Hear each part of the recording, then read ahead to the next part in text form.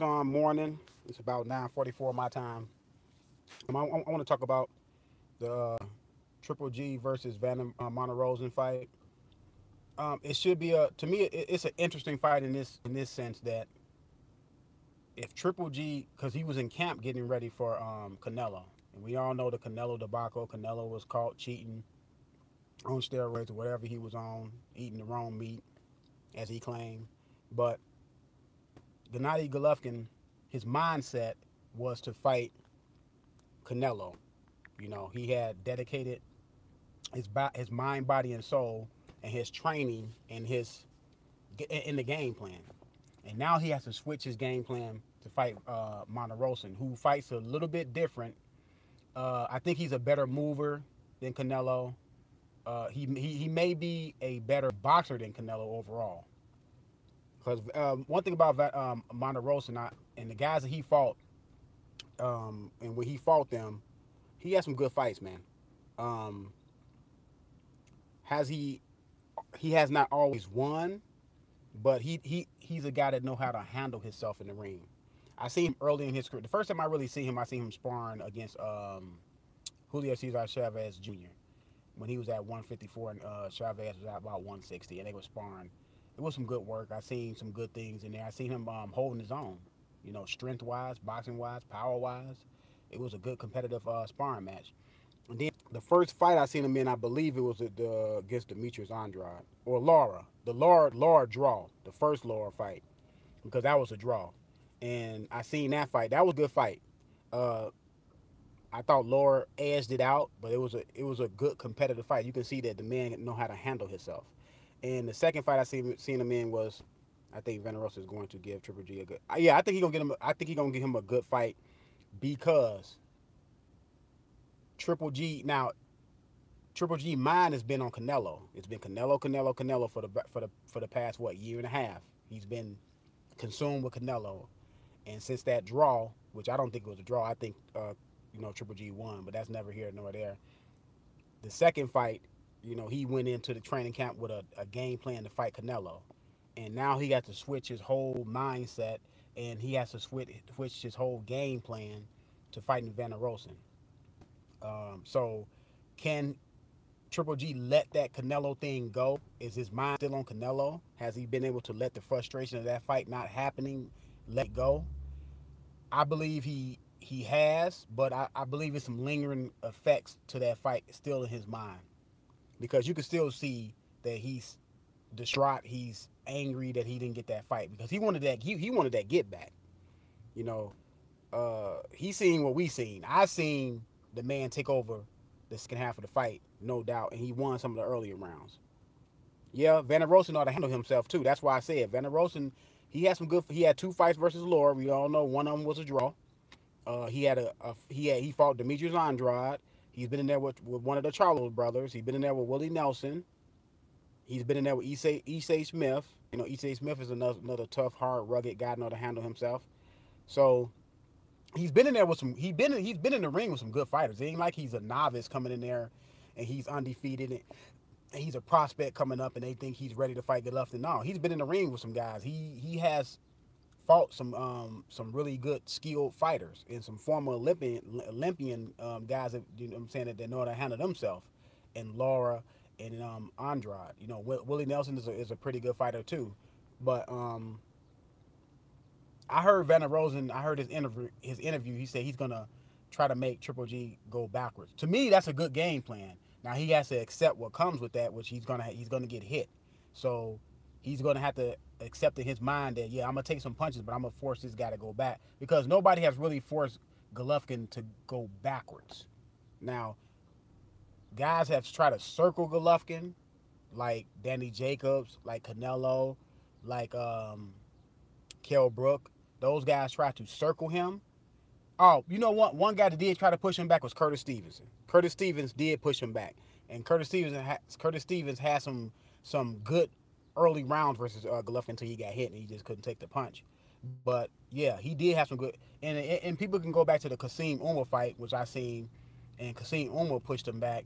I know a lot of people are like, man, that was a long time ago, but ever since that Kasim Umar fight and a little bit of that Curtis Stevens fight, nobody really was in the ring that was able to push Golovkin back, and I think it's because of that Kasim Uma fight that he's been matched up against certain guys.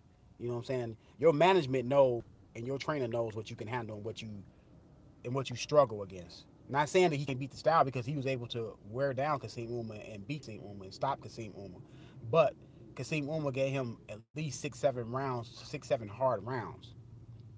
So, like I said, Monterosa said he said I'm not gonna box him at first. What I'm gonna do, I'm gonna go in and I'm gonna try to force him backwards and see if he can handle my power. Uma was before he worked with current trainer. Yeah, you're right. He was before he started working with the current trainer. But like I said, Curtis Stevens was the last guy that forced him backwards that had a little success. And ever since he never really fought anybody that forced him back. Canelo didn't force him backwards. Danny Jacobs was bigger than him. He didn't force him backwards. Danny Jacobs tried to box circles around him, and that didn't work. But Van der Rosen, to me, he has a great mindset. He understands this is a great opportunity to fight and become the middleweight champion of the world. Van der Rosen is a lifetime junior welterweight. I mean, not junior welterweight, junior middleweight. He's a career 154 pounder, roundabout up in there. But he stated that he's having trouble making 154, that he was killing himself. So he said he can be stronger in this fight. So hopefully he can be stronger in this fight. Hopefully he came out stronger. He said he's been able to eat a little bit. He said his mindset is being in his game plan.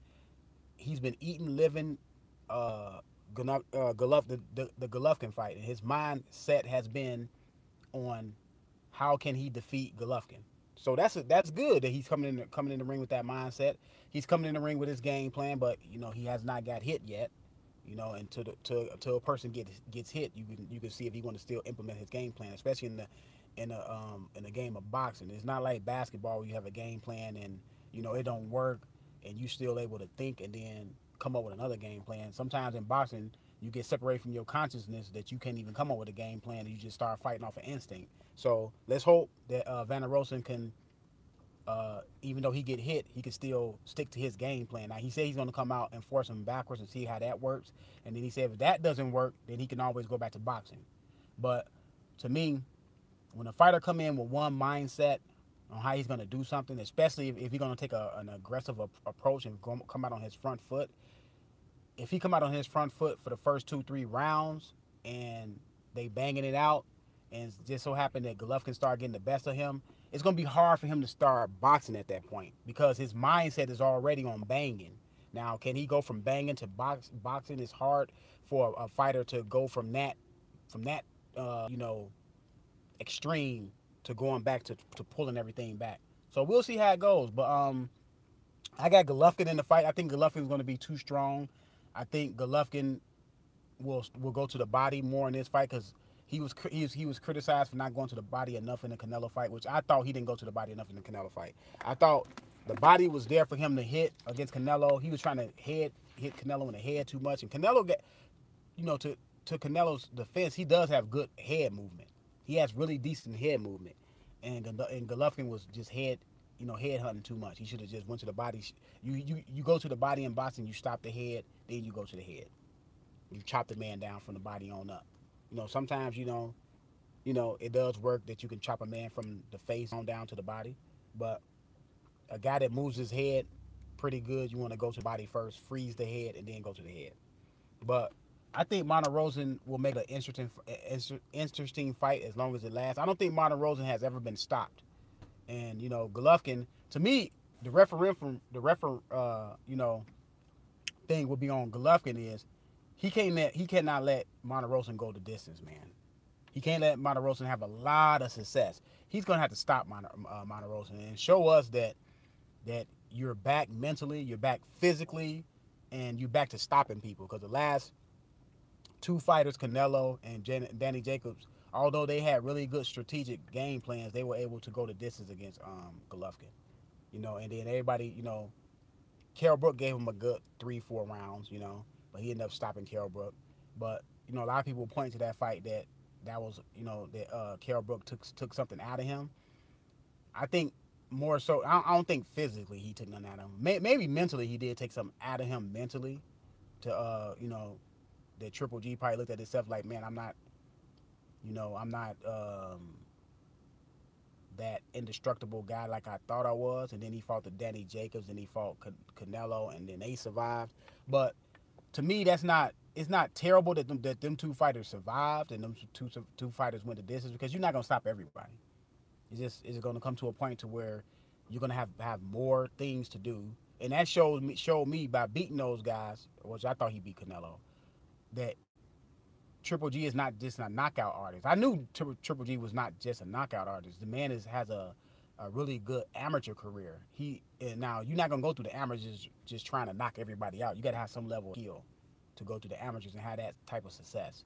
You know, so like I said, I think it's gonna be a pretty good fight. I got Triple G. I got Triple G by round 7, stopping him by round 7. By round 7, because if Vanna Rosen gonna come out like he said he is, come out on his front foot, that's gonna give Golovkin a lot of chances. Yes, he's gonna be able to have some success versus Golovkin, but I don't think his power is gonna be that significant that Golovkin can't take his power. I just think Golovkin takes his power better than he can take Golovkin power, and Golovkin gonna end up wearing him down. You're gonna see Golovkin, walking him down by round 4 or 5 and just taking over the fight. But that's my thoughts on it, man. Let me know what y'all think about it, man. Subscribe to the channel so we can have more dialogue, more debates. I gotta go. I can't stay on here that long, but I just got Vanna Rosen having a good showing of himself, but I got Golovkin winning the fight. And after that, I really would like to see Golovkin fight Andrade or one of the Charlos. I want to see him fight one of them young guys. Yeah, man, peace. I want to see him fight one of those young guys, either Charlo or Demetrius Andrade after this. Because the Canelo fight, is it still out there? I'm pretty sure it's still out there, but I mean, to me, Canelo got to go through a year of drug testing first, man. Before I get in the ring with him, he got to go through a year of drug testing, a full cycle year. So, Golovkin, don't chase Canelo anymore. There's other fights out here for you. It's a Demetrius Andrade, like I said. It's a Charlo fight out there. And it's some guys at 154 that's about to move up. So Jared Hurd said he's going to move up to 160. So it's some good fights out here. But let me know what y'all think, man. I'm out.